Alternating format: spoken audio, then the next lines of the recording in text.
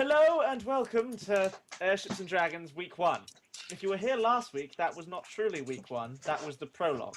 We lied. Well, sorry. Yeah.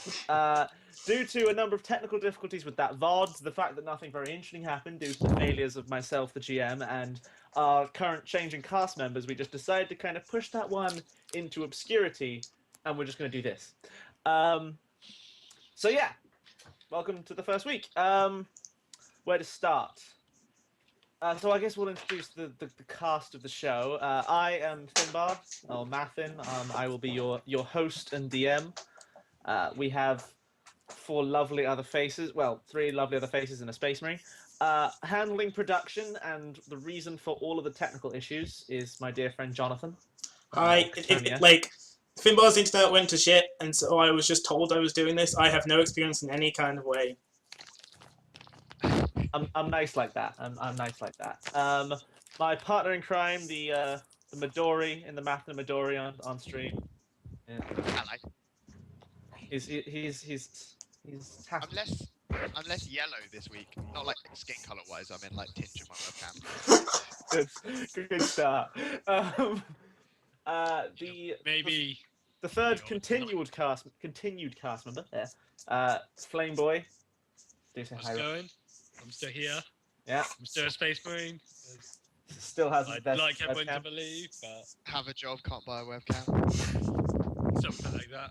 Wow, that was yeah. And then our newest cast member, so everyone say hello.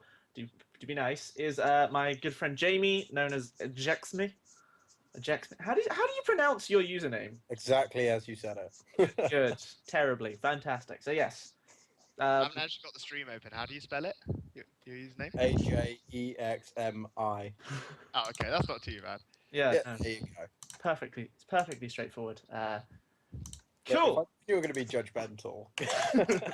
Yeah, this is the new cast of the show. Hopefully, continuing on into the future, provided we don't get this video copyright claimed or something similar, like we did with the last one. So, Well, I've actually got this video Video recording. Brothers. It's an amazing thing you can do. Where are we really going to do this when I had to concentrate on hosting and GMing all for the first time and streaming last week? Yeah, okay, yeah, no, this is totally fair.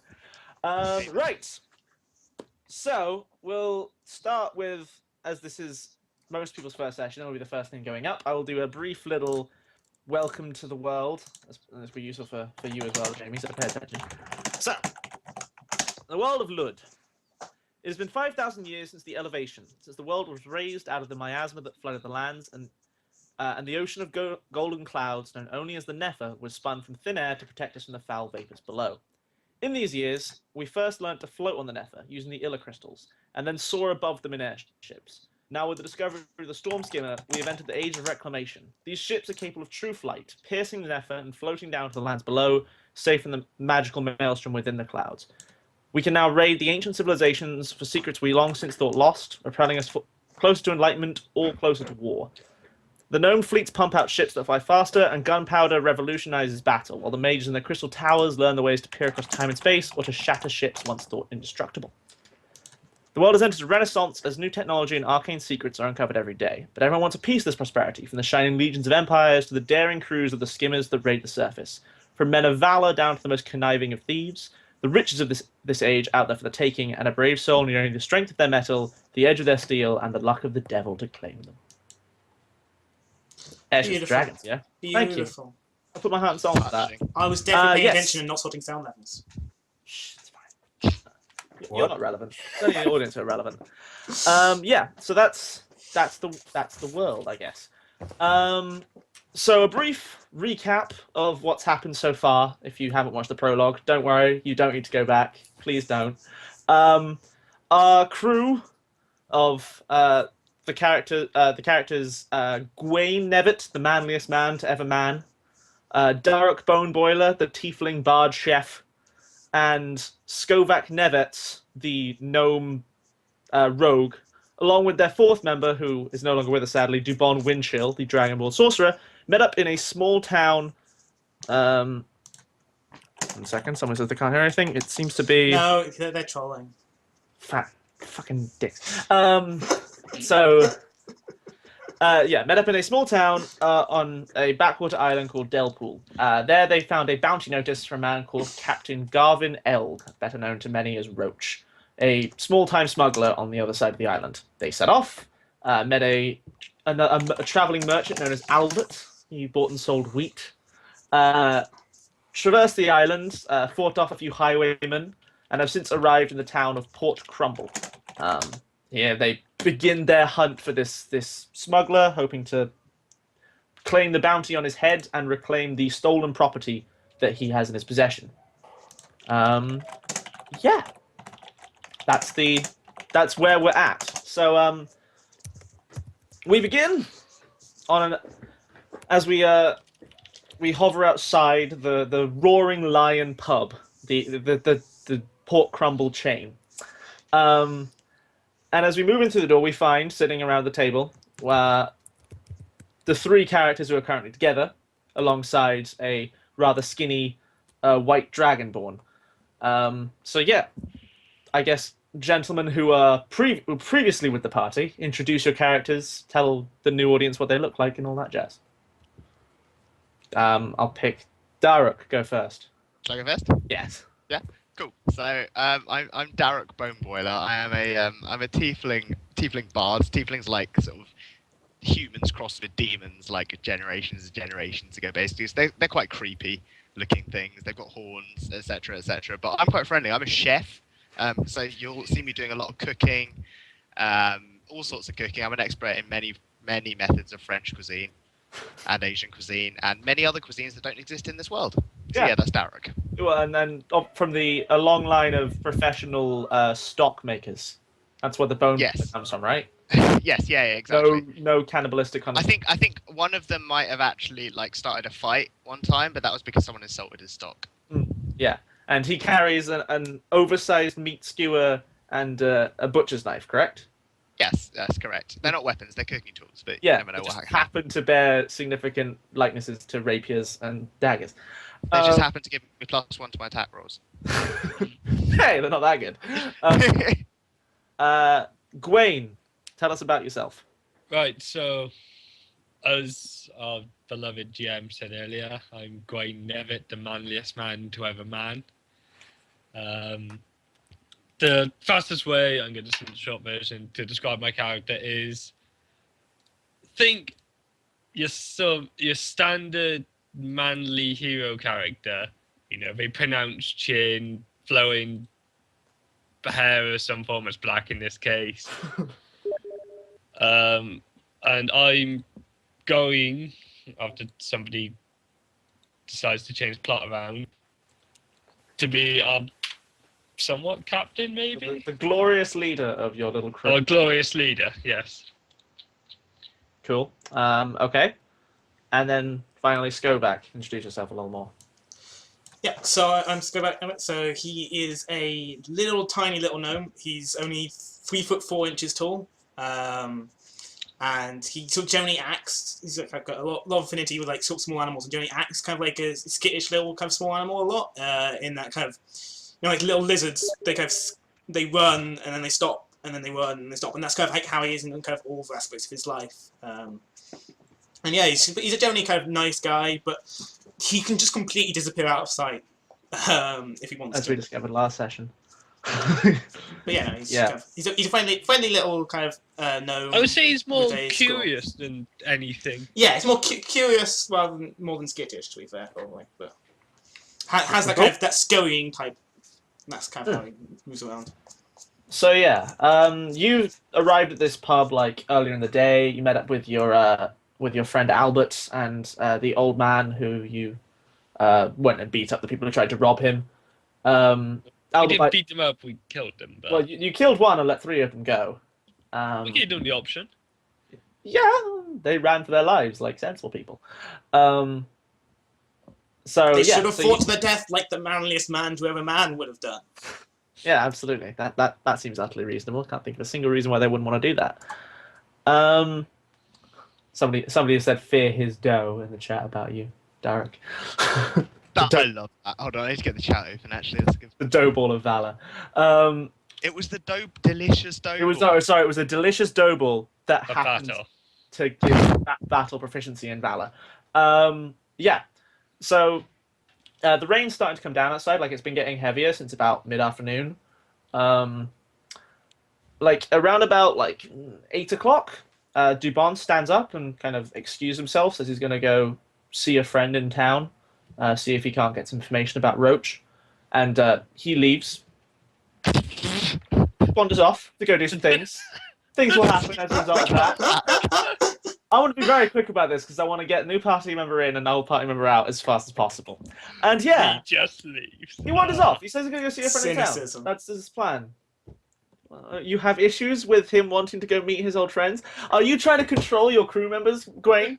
Is that what you want to do? Yes. They're not allowed social lives outside of your crew? He barely speaks to us as it is. Yeah, I that's really why he hope just that stands up, happens. goes, "Excuse me, I need to And see a walks friend," out. and walks out. That's all he turns says. out to be the big bad guy. That's going to be glorious. It's fine. We can just make obscure references to him for the rest of the series. Yeah, exactly. There we go. Yeah. At which point, I'm going to say, across the kind of smoky, like low-hanging smoke cloud off of all the cigars and stuff in the pipes and things in this bar, I Darek. thought you said the Roaring Lion was a respectable bar. I mean, respectable relative to the fact that this town is half populated by smugglers and thieves. I mean, it's the nicest bar in town, but that just means it's where the people who aren't criminals go to drink. It's still kind of that poor people, they smoke and drink a lot, and yeah. Telling me there isn't a smoking ban on But indoors. just poor Yeah, no. people. That law hasn't passed yet. Barger aren't willing, like, they're pretty militaristic in, like, serious society, but they aren't willing to take away people's cigarettes. They're not that dumb. Yeah. Darek, you, across the smoky haze, you spot an old friend of yours from back in the days where you used to sell snacks in like public events and things like that. You spot your friend Zeta. Zeta, do introduce yourself to the stream and people. Yeah, I'm Zeta. I'm a woodland elfin monk.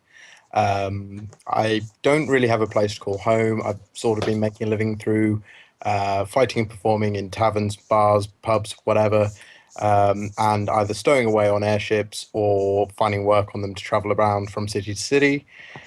And that is about it. I don't have a lot else to say at this point. Yeah, you don't want to give too much away. No. Yeah, no. Do you Sounds have good a stuff. dark and shady, mysterious past? Yeah. Well, if I'm going to stab you all in the back later, I'm not going to tell you, am I? Yeah. Well, like, It's Cuddy! Everyone around the table currently, except for the GM, has a secret and dark past. As we discussed earlier, if you ask the question, "Do you have a secret and dark past?" the only answer is no, because you either don't or you do it in secret. Okay, that was, Important. that was the long answer. The short answer then is no. No. Yeah. So you spot an old drinking friend. I don't know why you two made friends when he used to fight in the pits and beat on people. Well, he made good hot dogs. And yeah, you Like, made hot need dogs. to get your gains after fights. Well, he doesn't actually know. He doesn't really know this, but my hot dogs are packed with protein. It actually helped him put on a lot of weight, which helped him win all the fights. So, you know, they were good hot So dogs. I owe you one. That's cool. Yeah. Seems reasonable. You were looking after his dietary needs. Yes, exactly. I'm nothing if not caring.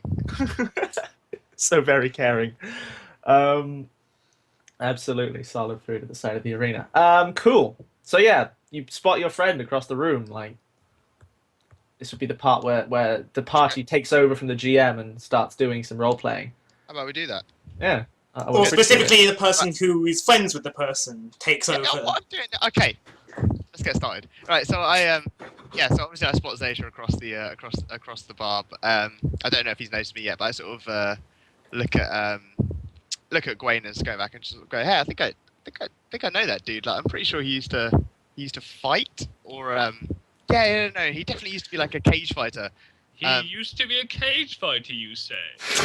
Fascinating. We can always use more people to help us kill those thugs. Yeah, I mean, he was Like- pretty. I wouldn't say nice, but he was a cool dude. Why don't we? Yeah, I'll go say hi. Yeah. Ever since Yeah, we completely botched that attempt to get more recruits back at the cave. That is He true. sort of stares at Gwaine. It's like, Right, so so his name's Zeta. He can be a bit sort of solitary sometimes. He's a woodland elf. You know what they're like. Elves. Racial stereotypes. Well, There come on, for a reason. There for a reason. everyone is racist towards me. I'm a tiefling. Yeah, Like, this is true. You are literally Satan spawn. So yeah, let's go over. Speak to him. So I sort of well, I suppose I get up. I assume they follow. I sort of wave. Go. Hey, do you remember me? Oh yeah. Derek, right? Yeah, man. Yes. Yeah, I used to, sell snacks, do a little food. Yes, I've genuinely not enjoyed a meal since the last time you made me. Hot I dog. can't remember what it was, but it was good. Mystery meat tacos. It's mystery meat taco. That I knew there was that. Yeah. That's the name. So what have you been doing since that last time I saw you? Like, it's been quite a while now. Well, I've been stuck here for a while now. Work's been low, so I've just sort of been brawling for drinks, and I'm just looking for a way out. I want to go see new places. I need to leave town. We actually have. Did you say you've been here for a while?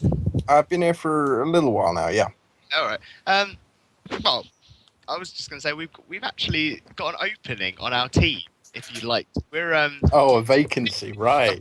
we're doing a little bounty hunting, I'm listening. and I know how you like to brawl for food, but how about this time you brawl for some serious gold? And food. And I'll make you food. I know how much you love my food. You have my attention. What are you trying to do? Who are you trying to find? At this point, I pull out a dough ball out of my pocket and just give it to him. Yeah. Okay. That dough ball's gone. Like the second it's pulled out, gone. Fantastic. I sort of nod over to Gwaine at this point and go, "Oh, this is our captain, Gwaine. Gwaine, Zeta." I assume you come back to the table. I don't know if you were listening, but I assumed that you all table with me. Either way, I introduce you to. Okay, he'll tell you all about. Greetings, Zeta. It's a pleasure to meet you.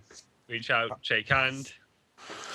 Yep. Can't actually do this. Thank you, nameless friend of Derek's. I am Gwaine Nevitt. Gwaine, and you? I'm Skovac, sir. Skovac. Skovac. How big are you? Are you wide, like tall? What's your? I am of an average stature. I'm short for an elf. Still very tall then. It's like, you're less tall than everyone else. This is great. I definitely don't have a height complex about my short woodland stature. Yeah. I think it's we roughly worked out Zeta's kind of like he's about like 5'8", 9", and he's kind of relatively skinny, but yeah, flips and shit. It's because Derek's not been there providing food for me. I've been Absolutely. wasting away. Yeah. Of course. So yeah, any friend of Derek's is a friend of mine. Excellent. He does make Come great join food, us doesn't he? for a drink. Great food. Absolutely. Who's buying? Derek is. I'll go to the bar and get some drinks. At this point, I feel the urge to tell you about the loot that you got from the bandits, because everyone loves loot. So, in basic money, you got 12 gold, 22 silver, and 27 copper. If you don't know the way that the kind of like the math of that breaks down, there are 10 silver and a gold, 10 copper and a silver, 10 gold and a platinum. Is this I us? assume- You gotta love people who use the decimal That's system. what even we in would have ancient got worlds. from the bandits. Yeah, that's from their last the exploits in the prologue. You So- also, if any of you are particularly nimble-fingered, the guy that Skovac shot dead was wearing a very nice pair of boots with some silver buckles on them.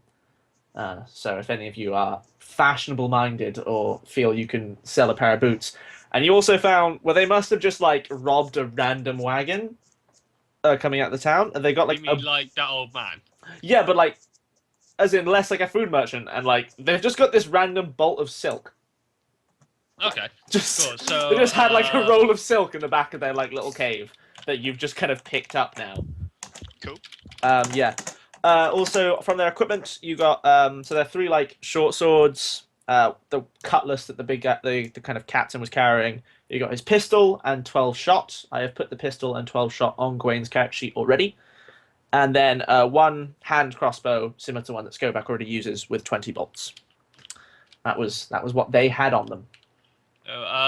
Did you write the crossbow and 20 bolts on someone's sheet? I haven't put that on anyone's sheet yet. I'll write it down on my notes. Okay, just as a quick point, probably hand back like 10 gold back to the old man who got robbed. 10 gold, fair enough. I mean, yeah, if you give him Like- 10 gold, he's like, oh, fantastic! Yeah, But You only then- took like 7 silver off me. Woo! And just, yeah, like, he's overjoyed. He thanks you, hugs you. Like, We're he's just doing the, our like, duty, sir. But Yeah. we still get 2 gold to spend on shit. Which Yeah. mostly will probably go on beer. Like, I assume beer's fantasy standard of 1 copper. Yeah. So, That sounds decent to me. So yeah, you have like you've definitely made enough off these bandits to like spend a good night drinking. yeah. So effectively, if we cross off 2 silver, that will cover drink, food, and accommodation for the evening. Cool. Yeah, sounds good to me. Good. Yeah. So the next thing, as you're all sitting down, getting reacquainted, having a few drinks, is you hear a scream from outside. Stand up. Shocked Yeah. look and charge towards the door. Okay, yeah. Outside, like as you barge through, like you don't have to move slightly out of the way because it's dark outside. And, like the rain is coming down pretty heavily now. It's actually getting quite cold, even though it's like spring, summertime. Oh, is this my mojito delivery? Excuse me one moment. I have a mojito delivery. What? Thank you kindly. When a hand's going to appear from the side of my camera with a mojito as well. I mean, James might start doing deliveries to everyone else, but that's what you In guys- that case, I'll just have You to. will. Is this what we're doing now? I've got a bottle of water.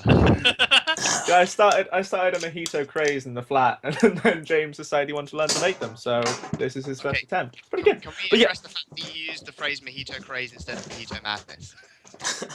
Shit! See, this is why you're the bard.